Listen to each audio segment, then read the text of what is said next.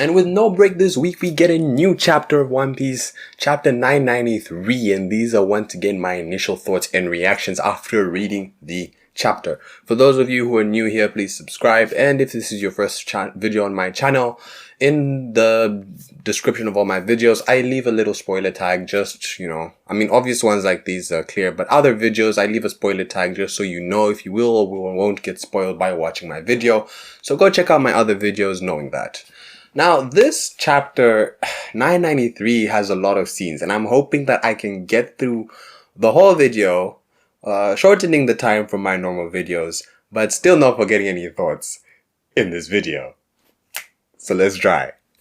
So we start off with the cover story, back at it again with, Capone Beige, and honestly, I don't know where this is going at this point. I still believe that it's either ending in a couple of chapters or at 1000, but I don't know where it's going, right?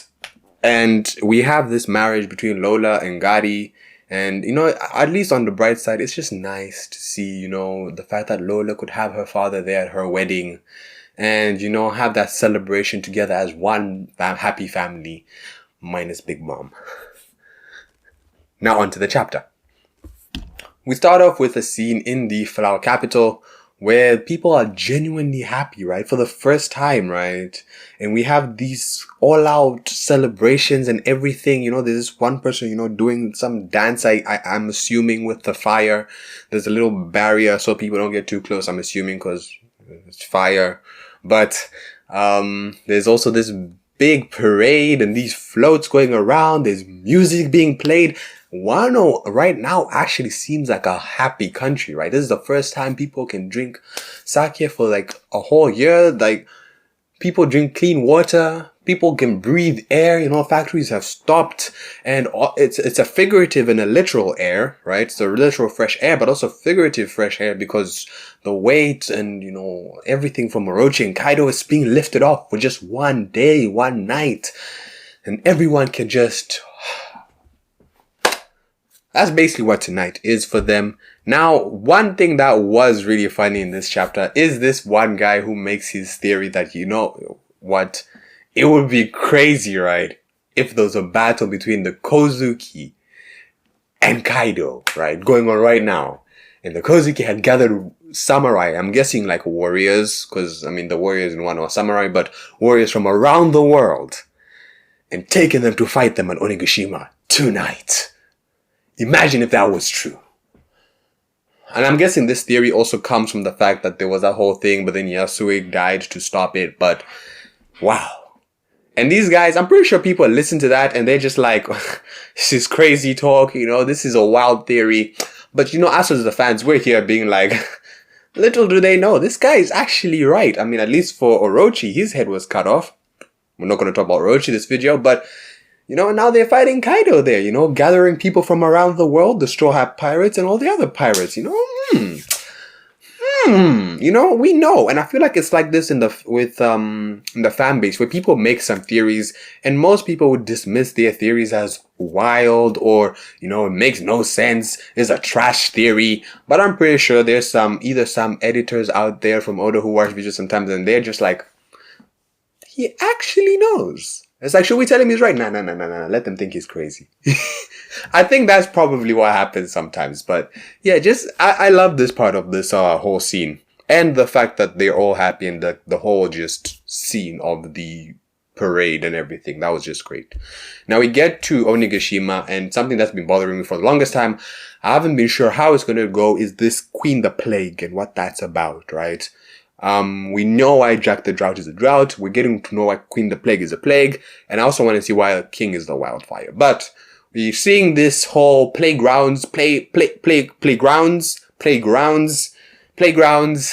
and this whole ice demon. Now, I was expecting just some disintegrating bullets or bullets that make you feel a bit sick and then you're just there puking on the side. But I do not expect this ice demon thingy. And I want to just now see how Drake and Zoro deal with Queen, because that seems to be the matchup for now. I don't know if people are okay with that, but that's what it seems like it is for now. Of course, Chopper is there in the background, and he might have a hand in it. Robin's there as well. I want to see where Robin does from now on. But this Ice Demon thing is crazy.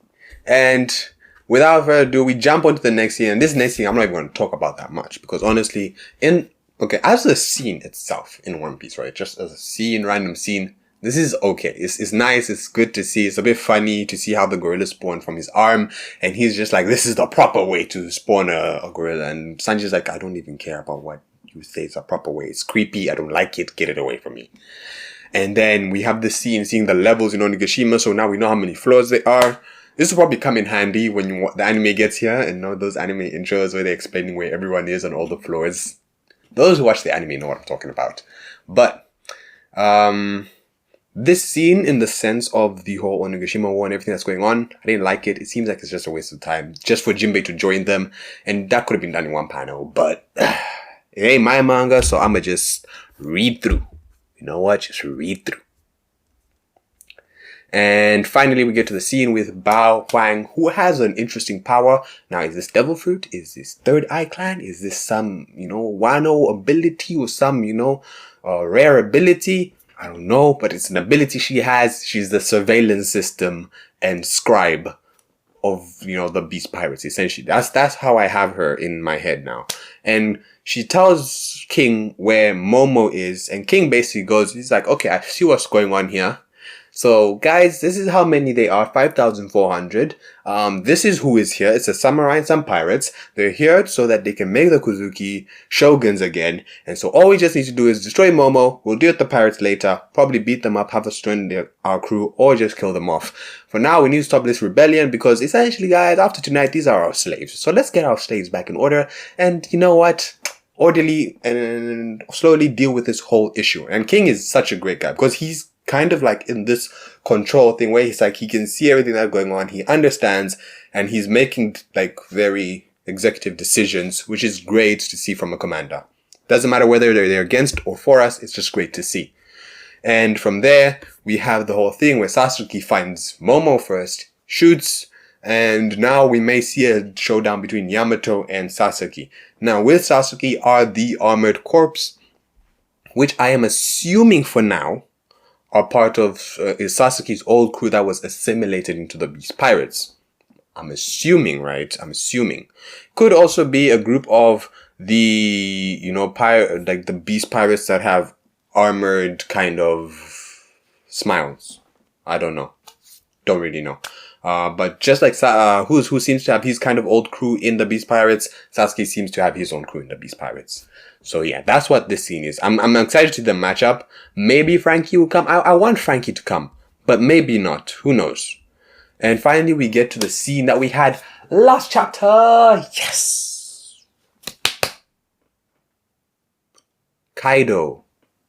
Now, rushing through basically what happens, right? Kaido basically comes back and we're seeing him for real now, right? He's done with these games. He's done with this taking attacks and he's in this for real. Now, haters are going to say, actually, we just call them liars. Liars are going to say that I believed in Kaido the whole time. I thought Kaido was a true Yonko. Even though we've been seeing in the last week people saying, Kaido's weak. Oh my goodness, Kaido's the weakest Yonko. Kaido can be beaten by any Marine Admiral. Kaido is just so weak. Where did Kaido get his title from? Kaido is trash. We've been seeing these, but none of these people will admit it, bro. None of these people will admit that this is it. They'll just say that, they believed in Kaido the whole time, even though we all know that they're lying. But we don't care about them people right now because this is the moment we have been... Actually, you know what? Every moment is the moment we've been waiting for. But once again, this is the moment we've been waiting for. Where Kaido actually, comes back and we seeing like a back and forth. Because Kaido so far hasn't really been on like the attack, like a rampage kind of thing. And this is going to be Kaido's rampage on the top against the Scabbards. Now, Kiku just lost an arm. And I don't know what that means for Kiku in the rest of this fight. I mean, Kiku's not dead. It's an arm. Characters lose an arm in One Piece all the time, right? All great characters in One Piece lose an arm. I mean, it's just natural for you to lose a limb to become great sometimes. But, Kiku loses his arm. And I wonder, does this mean that Kiku's gonna leave the fight at the top? Because, as much as I think, Kiku wants to keep fighting, let us die and take you down with us.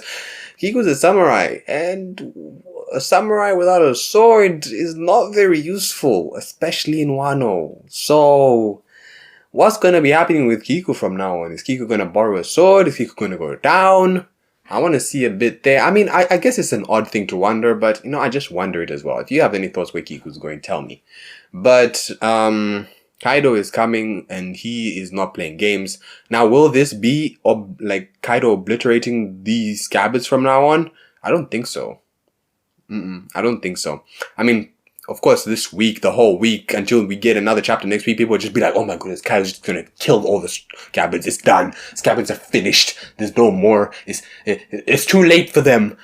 People are gonna say that, but I don't think it's gonna be that easy. I think they were just kind of caught off guard that the fact that Kaido is still got a lot left in the tank, right? Because, when you're on a roll, right, and then you just suddenly hit a wall, it's like, whoa, did not expect this. So I guess we'll see, right? We'll see how Kaido, is going to fight with the scabbards after this.